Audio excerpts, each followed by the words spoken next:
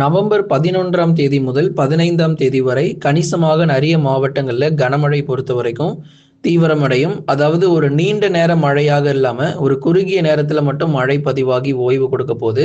சில மாவட்டத்துல கன முதல் மிக கனமழையும், சில மாவட்டத்துல மிதமான மழையுமாக எதிர்பார்க்க முடியும். ஏற்கனவே இந்த சுற்று மழை பொழிவு வரும் என்று அறிவிக்கப்பட்டிருந்தது. கண்டிப்பா நமக்கு மழை கிடைக்கும். ஏன்னா நமக்கு நவம்பர் 11லிருந்து 15 வரைக்கும் இருக்கக்கூடிய நாட்கள் பரவலாக கடலோர மாவட்டங்கள் மற்றும் குறிப்பாக உள் மாவட்டத்திலும் ஒரு சில இடங்கள்ல நமக்கு மழை வாய்ப்பு அப்படிங்கிறது காத்திருக்கு.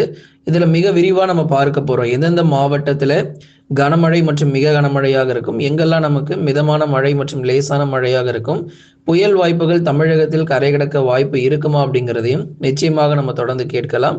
நீங்க கடைசி வரைக்கும் வானிலை அறிக்கை கேட்டு நீங்க பயன்பெறுங்க. யாரெல்லாம் இன்னும் லைக் பண்ணாம இருக்கீங்களோ மறக்காம லைக் பண்ணுங்க. சப்ஸ்கிரைப் பண்ணாதவங்க கொஞ்சம் வேகமா சப்ஸ்கிரைப் பண்ண ஆரம்பிங்க.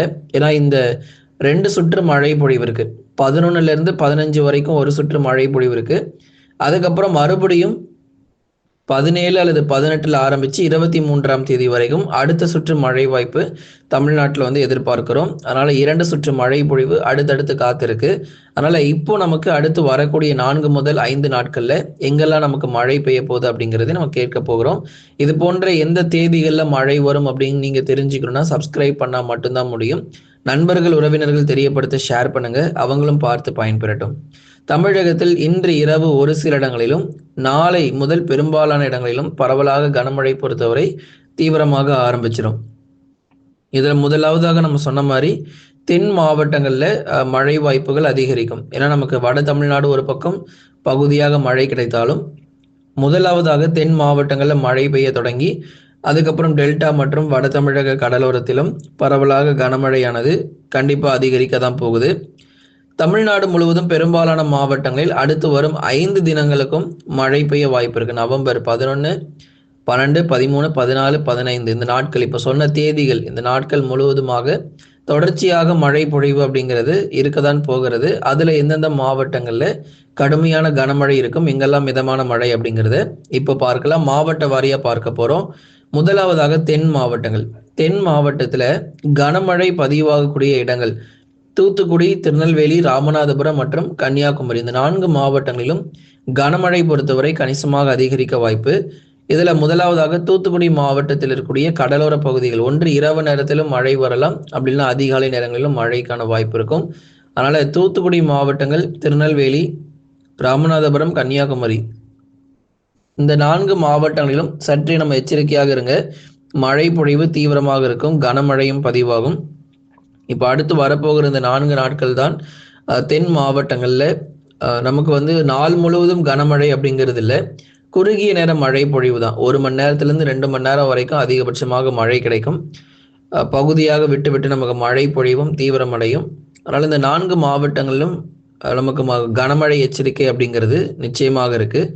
மிதமான மழை பொறுத்த வரைக்கும் மதுரை, திண்டுக்கல், விருதுநகர் மற்றும் சிவகங்கை. மதுரை மாவட்டத்திலும் சில சமயங்கள்ல மிதமான மழை பெய்யும். திண்டுக்கல் மாவட்டத்துல மழை சரியாக தொடங்கல அப்படின்னு சொல்லியிருந்தீங்க.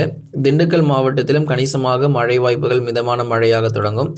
சிவகங்கை மாவட்டத்திலும் மிதமான மழைக்கான வாய்ப்பு இரவு, நள்ளிரவு, அதிகாலை நேரங்கள்ல எதிர்பாருங்க.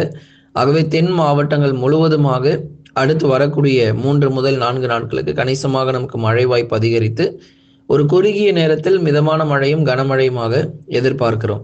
அப்போ தென் மாவட்டங்களில் இந்த அளவு நமக்கு மழை பொழிவு இருக்க போகுது அப்படின்னா வட தமிழ்நாட்டில் எப்படிங்க இருக்கும் அப்படின்னா வட தமிழ்நாட்டினுடைய கடலோர பகுதிகளில் மட்டும் மழை பொழிவு அப்படிங்கிறது சற்று தீவிரமா இருக்கும். உதாரணமாக பகலில் கணிசமாக வெயில் ரொம்ப காணப்பட்டாலும் இரவு, நள்ளிரவு மற்றும் அதிகாலையில சென்னை, திருவள்ளூர், காஞ்சிபுரம், செங்கல்பட்டுல மிதமான மழைக்கான வாய்ப்பு இருக்கு. ரொம்ப தீவிர மழை இல்லை.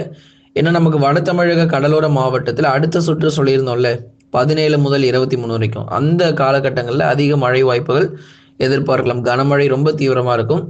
இந்த சுற்று மழை பொறுத்தவரை நவம்பர் 11லிருந்து 15 வரை இருக்கக்கூடிய இந்த சுற்று மழை பொழிவில் மிதமான மழை மட்டும் எதிர்பார்க்கலாம். சென்னை, திருவள்ளூர், காஞ்சிபுரம், செங்கல்பட்டு, விழுப்புரம், கடலூர், புதுச்சேரி மற்றும் காரைக்கால், கள்ளக்குறிச்சியில் மிதமான மழை மட்டும் எதிர்பார்க்கப்படுது.